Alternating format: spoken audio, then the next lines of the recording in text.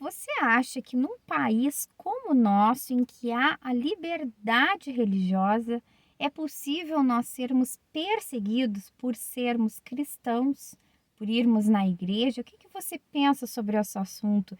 Você já foi perseguido? Parece uma frase tão forte a gente falar, né? Ah, perseguição, eu fui perseguido por ser cristão. Eu até não gosto muito desse termo pensando assim, né, que o nosso país a gente tem a liberdade e em outras religiões também, às vezes as pessoas sofrem uma perseguição, digamos assim, um preconceito. Mas o foco desse vídeo aqui é a gente falar sobre o nosso posicionamento muito mais do que a gente dizer assim, ah, eu vou na igreja, eu amo a Deus, eu sou cristão, mas um posicionamento na sociedade, no dia a dia, na prática, na vida e às vezes as dificuldades que a gente tem para lidar com isso. Muito bem-vindo a esse vídeo, eu me chamo Roberta, se você não me conhece, muito prazer. E vamos a essa reflexão, fica comigo até o final desse vídeo, vamos desenrolar aí esse assunto. Como eu disse, essa frase é um pouquinho forte, né? Pensando no contexto aí do nosso país, em que temos uma liberdade. E muito mais até.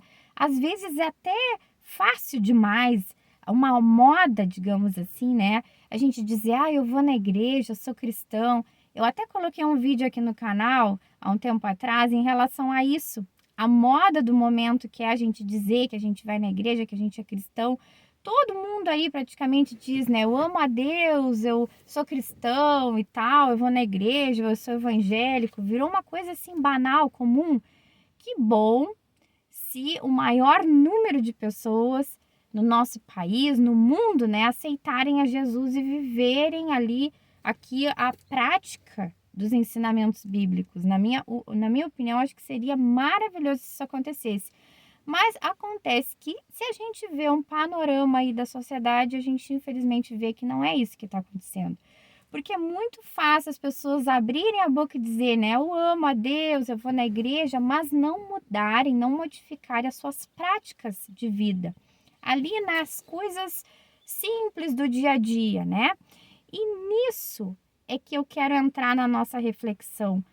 Quando a gente se posiciona para fazer o que é correto, as dificuldades que às vezes as pessoas têm, né, quando se posicionam em fazer o que é correto, às vezes as perseguições nesse sentido, o como é difícil, é, parece assim, é muito mais fácil, né, digamos assim, muito mais comum, mais fácil a gente ir pelo caminho largo, né, o caminho do erro que todo mundo faz, como a Bíblia diz, o caminho que é o correto, é um caminho estreito. E a Bíblia, ela não nos deixou assim iludidos em relação a isso, ou sem um conhecimento que isso daí iria acontecer se a gente se posicionasse em fazer o que é o correto.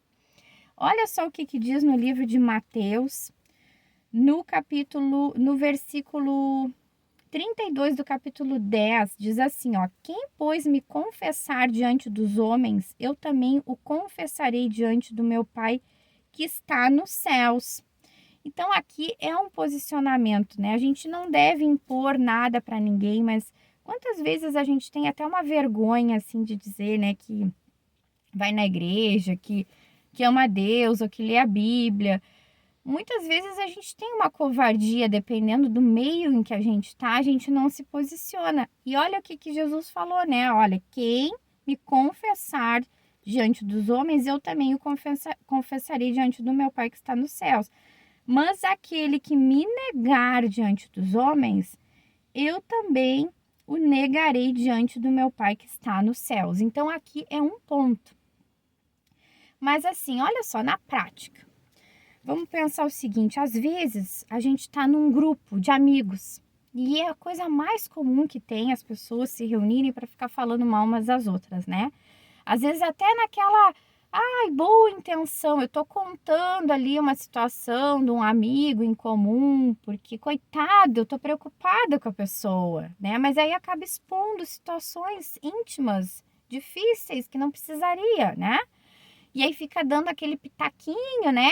Que hoje em dia é tão comum, todo mundo tem opinião sobre tudo, né? A gente, não, eu tenho que ter uma opinião, se é até da vida de outra pessoa, não, eu tenho que ter uma opinião sobre isso.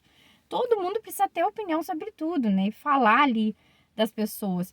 Só que isso é algo que já está dito na Bíblia que é errado fazer. É errado a gente se juntar ali naquela roda dos escarnecedores, como diz a Bíblia, de ficar falando mal uns dos outros, mesmo que seja ali naquela aparência de preocupação, de estar ajudando a pessoa.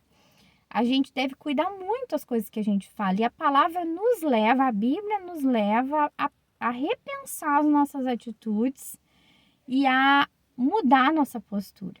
Então, dado esse exemplo, digamos que você esteja num ambiente, numa roda de conversa com amigos e surge ali uma situação para falar de uma pessoa, ali comentar alguma coisa que aconteceu. Aí você pensa assim, puxa, eu quero agradar a Deus com a minha vida. Eu quero seguir de verdade o que está na Bíblia. Eu não quero só ficar aquecendo o banco de igreja. Se é para eu ser um cristão, uma pessoa que vai na igreja, eu quero fazer de verdade. Eu não quero ficar falando só da boca para fora que eu sou crente. Eu quero praticar o cristianismo. Então, eu vou vigiar minha boca e não quero me pronunciar a respeito dessa pessoa. Não quero ficar falando mal das pessoas. E aí, naquele ambiente, você vai se sentir desconfortável, vai ficar aquela luta ali, né? De estar se sentindo desconfortável naquele ambiente. Talvez fique ali mais reservado, mais quieto. E o próprio fato de você ficar quieto naquela situação já vai até causar ali um espanto para as pessoas, né? Vai chamar atenção, vai pensar, pô, por que que ali aquela pessoa que estava sempre falando mal dos outros está quieta agora? Nem se pronunciou, ficou quietinha, muda. Aí as pessoas já começam, às vezes, a fazer julgamentos na sua mente, né? Dizer, mas ele tá indo na igreja, agora ele se acha superior aos outros. Ele se acha bom, ele não quer, né, se misturar com a gente, ficar falando o que a gente fala.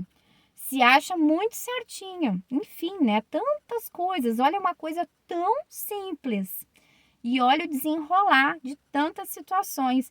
E não deixa de ser, muitas vezes, uma certa perseguição, eu não gosto muito de usar esse termo, mas uma certa dificuldade, vamos pôr assim, então, em outras palavras, de praticar o cristianismo na nossa sociedade, de praticar os princípios bíblicos, porque já causam estresse.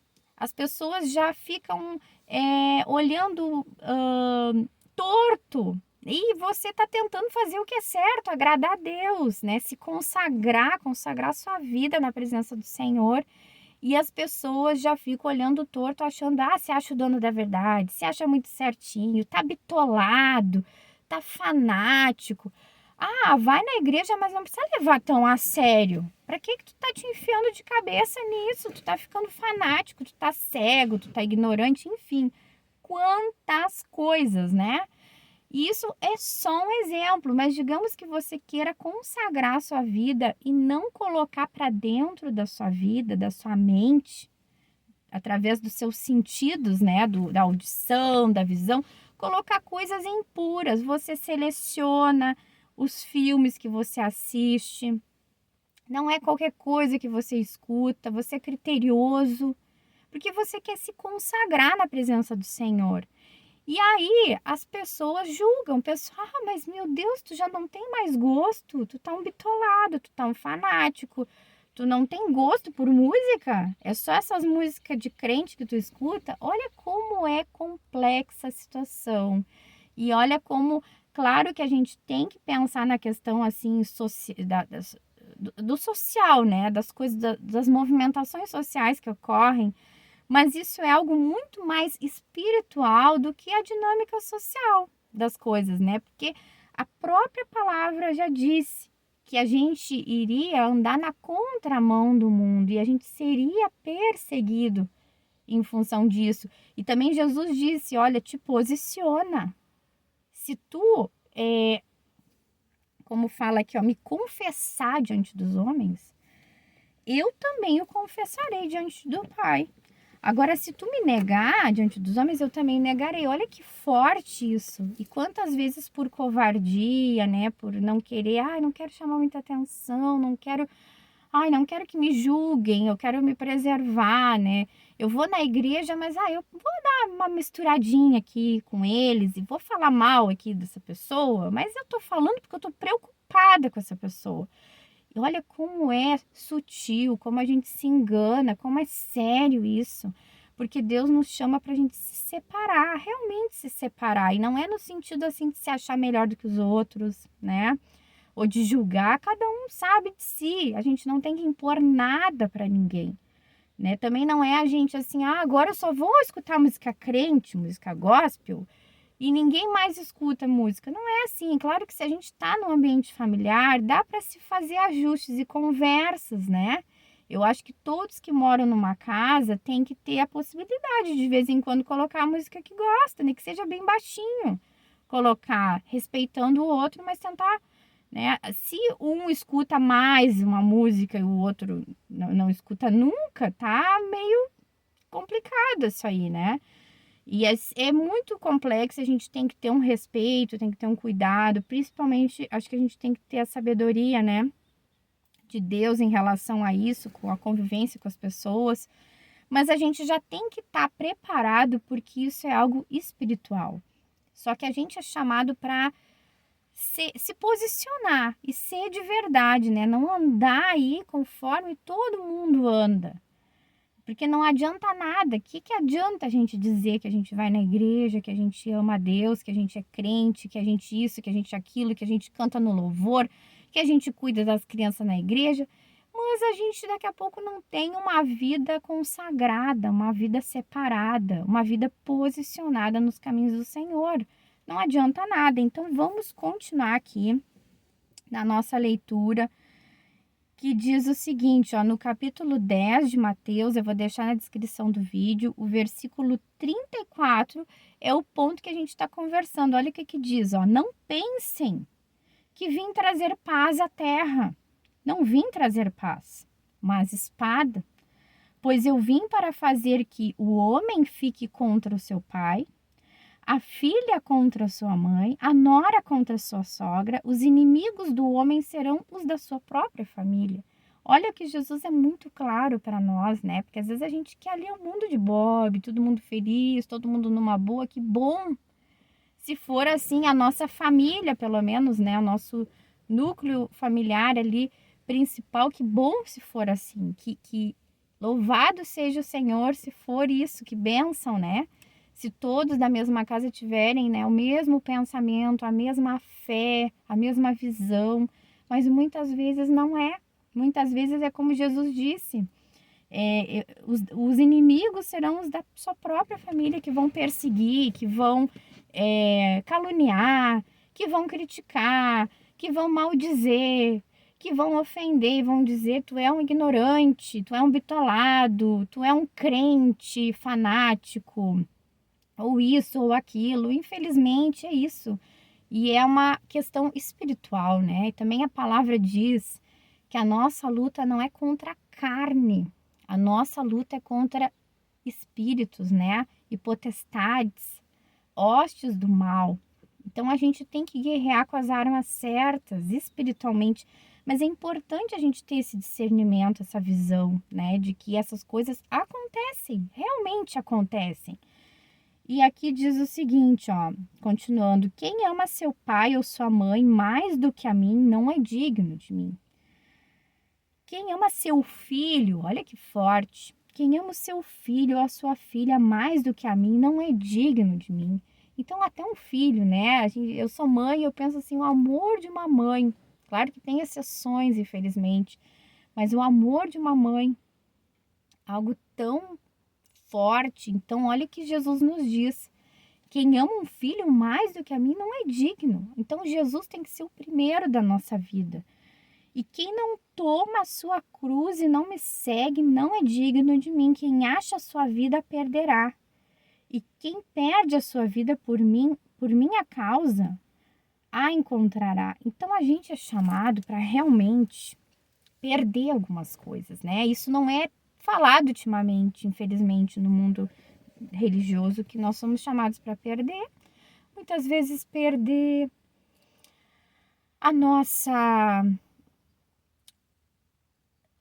perder a nossa voz no sentido assim de se calar, ficar em silêncio, não querer se defender, né? Não é se anular, mas assim, nós temos quem nos defende, né? Então, às vezes a gente vai escutar calúnia, vai escutar uma ofensa, o que que adianta a gente tentar se justificar, tentar né, tentar falar, argumentar? Às vezes vai ser uma pessoa tola que vai estar te ofendendo, que vai estar te criticando e, né? E aí a gente é chamado a perder, né? A perder, entregar para Jesus, entregar para Deus, né? Deus vê todas as coisas, nada foge do olhar de Deus sobre essa terra. Inclusive, Deus sonda os corações e as intenções do ser humano. Então, nada foge da vista de Deus. Então, é perder no sentido não da gente perder e ficar se encolher, pelo contrário, da gente se posicionar espiritualmente mais ainda, né? Dentro desse contexto, espiritual, desse discernimento, e ter a certeza, quem luta por mim, eu não tenho que abrir a minha boca para me defender, né? Nem Jesus fez isso muitas vezes. Então, quem somos nós?